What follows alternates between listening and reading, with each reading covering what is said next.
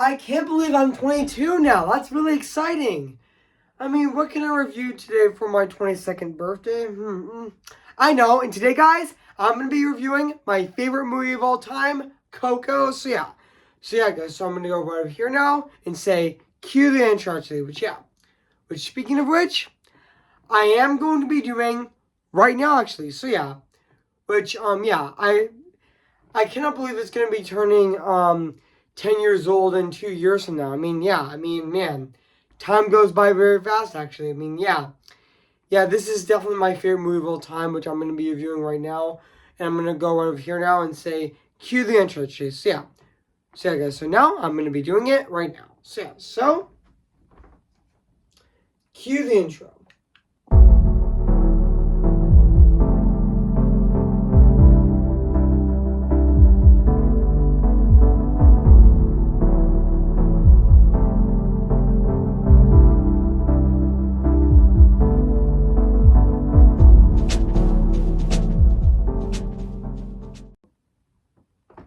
No, guys, before I start this review, I was supposed to review this movie on Dia de los Muertos on November 2nd this year, but I didn't feel like it, so I decided to review it today for my birthday.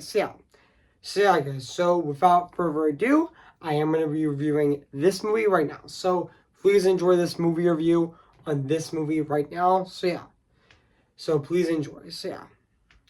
Hey guys, this is Evan's Disney's Film Pictures Channel 25 here, and today, guess what, guys? Note, guys, yes, even though I did review this movie on my original channel back on June 6th of 2025, back when my original channel was still up. So yeah, even though I did get terminated in late September of 2025. So yeah, guys. So let's start the review on this movie right now. So please enjoy. Hey guys, this is Evan's Disney's Film Pictures Channel 25 here. And today, guess what, guys? And today I am going to be doing my movie review, and this time it's going to be on Coco. Came in the year of 2017. So yeah, guys. So I'm going to read this plot on the internet right now. So yeah, guys. So basically, what the plot's about: a 12-year-old Miguel who accidentally gets transported to the land of the dead.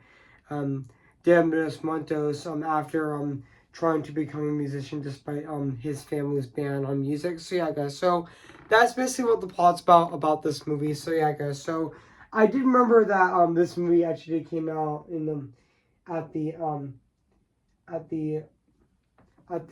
MOLA International Film Festival on October 20th of 2017, and it did get, even though this movie did get released on in Mexico first on October 27th of 2017, 3 weeks before it was released in the US actually on November 22nd of 2017 actually. But yeah, and I know this movie is actually 1 hour and 45 minutes actually, and yeah. And also, this movie is also directed by Lee Unkrich, who also did direct Toy Story 3 as well, which, yeah. And also, even the screenplay is written by Angela Molina as well. And yeah, even though this movie was released theatrically the following week, the weekend before Dia de los Muertos, and it also became a massive hit there actually. And also even though this movie was released in the United States on November 22nd of 2017 actually, and also and even though this movie was praised for its emotional story, the animation, music, visuals, and even emotional story, and even the respect for Mexican culture. And even though this movie actually grossed over $814 million actually, and yeah, becoming the 15th highest grossing animated movie of all time. Of its release, even though Coco did win 2 nominations. Even though Coco did win 2 Oscars with Best Animated Feature, which it definitely did deserve, and even Best Original Song with Remember Me, and Best Original Song with I actually meant to say, and also best original song with Remember Me, which also did deserve actually. And also, even though this movie was chosen in the in the in the in the national board of review as the best animated movie of 2017. And even though in March of even though earlier this year in March of 2025 Pixar and Disney did announce that they're making a Coco sequel, even though Lee Unkrich is actually um also Lee Unkrich is also back to direct the movie along with Angelo Molina co-directing the movie, even though he was going to direct Leo before he dropped out. Even though he did get replaced by Mala Shrafran and Domishi. But yeah, even though I did know that the producer of Inside Out 2 Mark Mason is also going to be producing this movie, which is very surprising actually. And also yeah, which honestly, I really hope that Lee Unkrich does do the same thing what he did with Toy Story 3. Which even if he can make Miguel, I actually meant to say, if he can actually make Andy older in Toy Story 3, maybe he could do the same thing with Coco 2 with making Miguel older actually. Which yeah, I would love to see that. Which yeah, and also yeah, even though I am gonna be reading the production of the movie right now a little bit, which yeah. And also, yeah, even though Lee Unkrich did pitch the idea of the film in 2010 when when Toy Story 3, which he also did direct, was released. Also, initially it was about, even though fun fact, this movie was initially about an American child learning about his Mexican heritage while dealing with the death of his mother, and also eventually the team the team decided that was the wrong approach and reformed the film to focus on the Mexican child instead. Which yeah, even though in the original version, Unkrich noted that it was also reflected that none of us us- none of us at the time were from Mexico, and also and the fact that the film was depicted on a real culture caused anxiety for Unkrich, who also felt a numerous responsibility for his own shoulders to do it right. Which yeah, even though fun fact, also Pixar also did do a research trip in Mexico to define the characters of and the story actually, which the Unkrich said. But yeah, even though fun fact, even though in 2013 Disney requested to trademark the phrase Derriman Los Puentos for the for um for merchandising accomplishments, and also but also was met with criticism from Mexican American community in the United States, including Lola Asli Asli, which a Mexican American cartoonist who also drew the title of Mentor Mouse, depicting a skeletal Godzilla like sized Mickey Mouse, also with the byline it's it's coming to trademark your culture. And also more than 2,000 people petitioned and on change.org, and also started the attempt that the trademark statement that the trademark filling intended was for the project was for any title for our film and related activities filling. Which yeah, even though even though in 2015 Pixar hired As's sorry I mispronounced his last name, but yeah, to consult on the film, and also joining Abo Solis and also former CEO of Mexican Heritage corporate and my legacy division advisors to reform a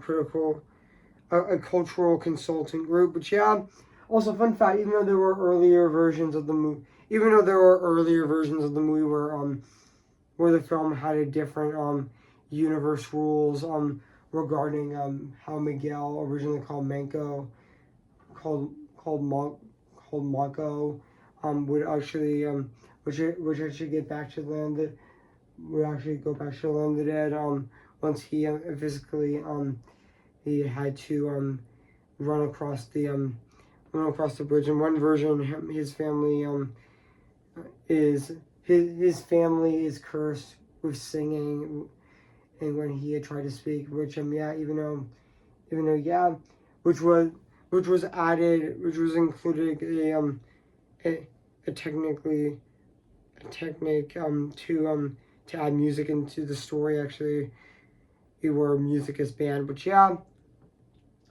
even though yeah, this movie is also the first Pixar, the first also fun fact, Coco is actually the first motion picture nine-figure big budget nine-figure budget to feature an all Latino cast actually, which yeah, even though even though even though Anthony Gonzalez, fun fact, even though I didn't know that Anthony Gonzalez, the same actor who played Miguel in the movie, did actually 10. He was actually 10 when he auditioned for the role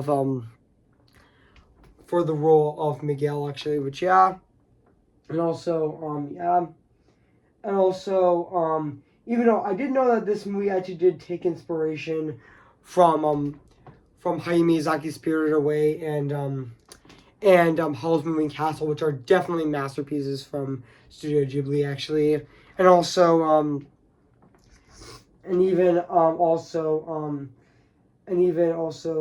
yeah, even though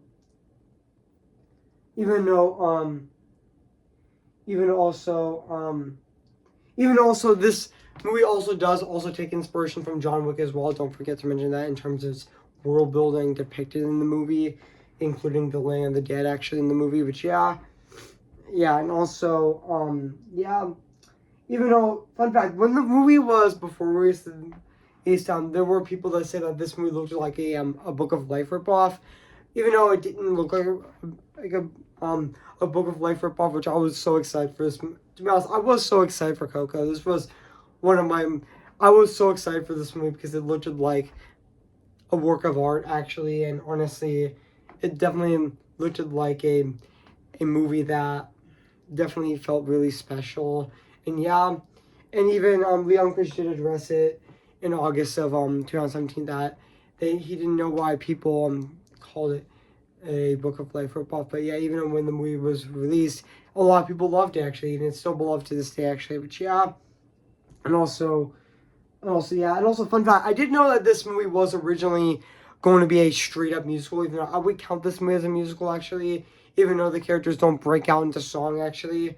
Which yeah, and also yeah, even though Robert and Christina Lopez wrote solo songs in the movie before Leon just decided to turn it into a more movie about music actually. Which yeah, that is reminiscent to Mexican culture actually. Even though Jermaine Franco actually did make songs for the movie, even though they're not break out into song numbers, which yeah, and also yeah, even though also and even also Lee Unkrich who also did direct also Lee Unkrich, which who also did direct Coco, also he also decided to make the movie and make it more about music than a straight up musical actually, which yeah, and also yeah, and also so yeah guys, so yeah, so what do I think? So yeah guys, so yeah, I mean yeah, but also yeah, even though the movie did become very successful actually, which yeah, and a lot of people really did love it, but yeah, so yeah guys, so what do I think of this movie? I have to say this is definitely my favorite movie of all time, and I'm really excited. That's really exciting that I'm actually reviewing this movie for my birthday actually, for my 22nd birthday I would say, but yeah, which also yeah, that's really exciting that I'm actually reviewing this movie on my channel for my I am for my 22nd birthday, but yeah, And also, yeah, even though, I thought the cast in this movie, like Anthony Gonzalez as Miguel was also a really great, like, also I thought Anthony Gonzalez was also fantastic as Miguel from Coco. I mean, he was definitely really believable and very relatable. But yeah, and even Miguel Costina Bernal as Hector was also fantastic in the movie as well. I thought Hector was a great character and really interesting, and also a very tragic character as well. But yeah, he was also a very fantastic character as well in the movie. And even Benjamin Bratt as Ernesto de la Cruz is also my favorite Pixar villain as well. He was definitely a really fantastic twist villain as well. And also, yeah, his twist was very shocking that he actually murdered Hector for his songs actually, which yeah, that was really shocking. Like yeah, and even Umbrella back Ubach about Ubach, which if I'm wrong if I pronounced her name correctly, but I thought she was really great as Imelda, which is Miguel's great great grandmother, which yeah, and also even even even yeah, even though Luis Victor did unfortunately die in at the end of May of 2025, which that was really sad. But yeah, even though she was really great as Abuela, which is Coco's daughter actually, which yeah, even and also speaking of Coco, I definitely thought about on Abuela was so which I thought she was really really heartfelt in the movie as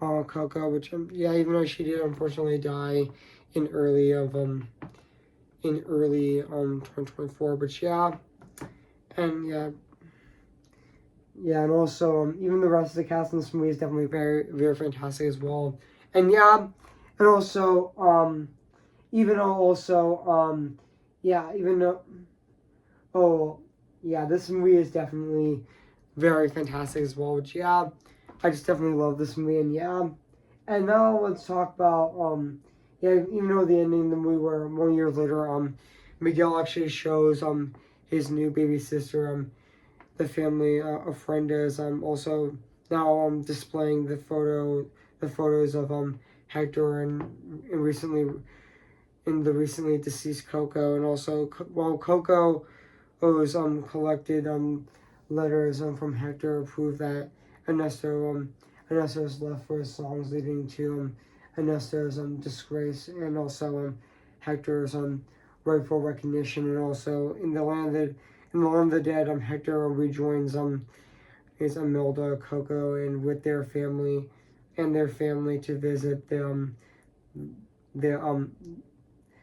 the living world, and also Miguel performs a heartfelt song for for their for their both his living and dead relatives, which yeah, that was also really sweet as well, and yeah, and also yeah.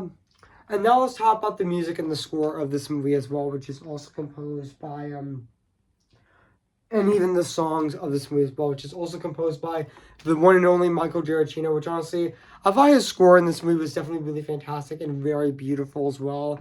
Which yeah, even though he also did compose The Incredibles and also Up and even and even even Inside Out, the first movie actually, and even he did compose Incredibles 2 and even the upcoming Zootopia 2, which I'm also really excited for. But yeah, which also I thought his score in this movie definitely does capture that Mexican culture in this movie very well. Even though also Jermaine Franco was a co-composer in the movie as well. Which yeah, and also yeah, and now honestly I thought his score with Mexican culture in this movie was definitely really fantastic as well. And yeah, and also now let's talk about the songs of this movie as well, which I know that the there are three versions of Remembering the Benjamin the upbeat musical number version, the lullaby version from Hector, and even the more heartbreaking version from Miguel and Mama Coco, which also, yeah, they were definitely fantastic. Even also the one from Miguel and Mama Coco was also really emotional, really heartbreaking, and really bittersweet as well. Which, yeah, it definitely does remind me of the Wicked for Good song in Wicked, the For Good song in Wicked actually, which was, yeah. Even though the song Lolona, which was a song that already exists actually, which was also really good actually in the movie. Even songs like Un Poco Loco was also really good, and even though he also won the role as Arbella, and even Everyone Knows What You're Doing, even also Carver Soul, which was also a really heartfelt song in the ending of the movie, which, yeah.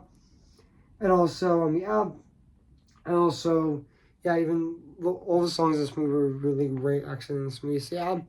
And now let's talk about the animation of this movie as well. Just like the music and the score and the songs of this movie, it's definitely really fantastic and very phenomenal at the exact same time. I mean, yeah. I mean, even the Land of the Dead in the movie looks absolutely gorgeous and phenomenal. I mean, yeah, it looks very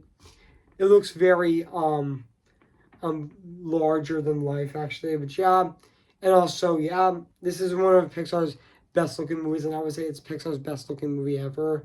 Which, yeah, it's definitely really gorgeous to look at. So, yeah. So, yeah, guys. So, overall, guys, I have nothing else to say about this movie, Coco. So, yeah, guys. So, if you haven't seen Coco, Raven, I recommend it. So, yeah, it is streaming Disney Plus. So, yeah, guys. So, I'm going to give Coco a 10 out of 10 spectacular. So, yeah, guys. So, what do you think of my movie review on Coco? So, yeah. Make sure to comment, like, and subscribe my channel, and make sure to like this video. So, yeah, guys. So stay tuned for my double reviews coming on Friday November 7th of this year with my movie review on Zootopia and Moulin Rouge, which I'm going to be reviewing which I'm both going to be reviewing on November 7th of this year. So stay tuned as well. So, yeah. So I'll see you guys there, and bye.